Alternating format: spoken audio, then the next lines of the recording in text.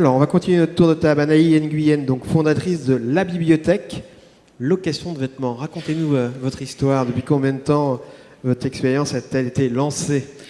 Oui, tout à fait. Alors nous, on a lancé La Bibliothèque il y a 4 ans maintenant. C'est vrai que quand on a lancé il y a 4 ans, on était les premières sur le marché à vraiment prendre un peu le contre-pied de ce qui existait, parce que ce qui existait précédemment en termes de location, c'était vraiment de la location ponctuelle sur des robes de soir. Et nous, ce qu'on a voulu faire, c'est vraiment se dire, en fait, ce qu'on veut louer et ce qu'on a envie de louer, ce sont des vêtements du quotidien. Pour moi, aujourd'hui, en fait, on répond à 2 problématiques. La première problématique, c'est le fait que, de par l'évolution et le développement de la fast fashion, on a changé les mentalités de consommation. On est dans la surconsommation, dans l'overconsommation, dans le fait d'avoir toujours cette envie permanente de changement. Et à côté de ça, aujourd'hui, on le voit par des reportages, on le voit de plus en plus, la fast fashion est vraiment dénoncée pour son côté, justement, pour tous ces dommages, on va dire, écologiques et sociétals que ça entraîne. On le voit avec le Rana Plaza, ce qui s'est passé au Bangladesh, etc.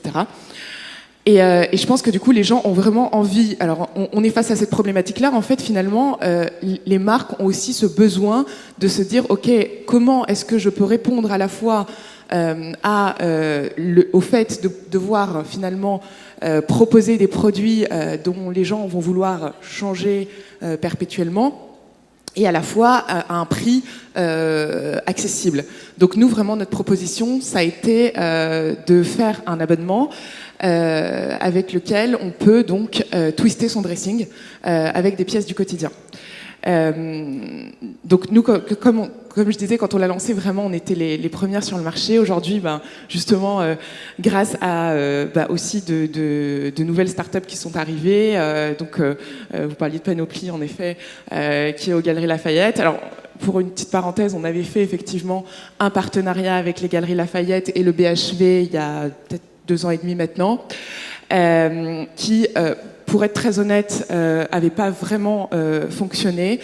Je pense qu'aujourd'hui, nous, notre cliente est beaucoup plus web qu'en magasin, parce qu'on parle justement de millennials et on parle de trentenaires. Nous, notre cible, c'est vraiment la trentenaire. Et aujourd'hui, c'est une fille qui ne va pas forcément dans les grands magasins. Donc forcément, on a aussi ce côté où on a misé sur le web. Aujourd'hui, on est full web. Et il y a aussi cet aspect dont on n'a pas parlé jusqu'à présent, mais qui est un aspect important de la location, qui est l'aspect logistique. C'est-à-dire que nous, derrière, on a constitué une technologie 100% propriétaire qui permet de traquer les flux logistiques, parce que la location, c'est un fait, mais derrière, il y a vraiment une grosse partie logistique, et du coup, la technologie est vraiment au service de la logistique et du tracking des pièces pour vraiment suivre cela. Alors, vous en êtes où aujourd'hui ? Quel chiffre d'affaires ? Aujourd'hui, on fait un revenu mensuel récurrent de 50 000 euros par mois.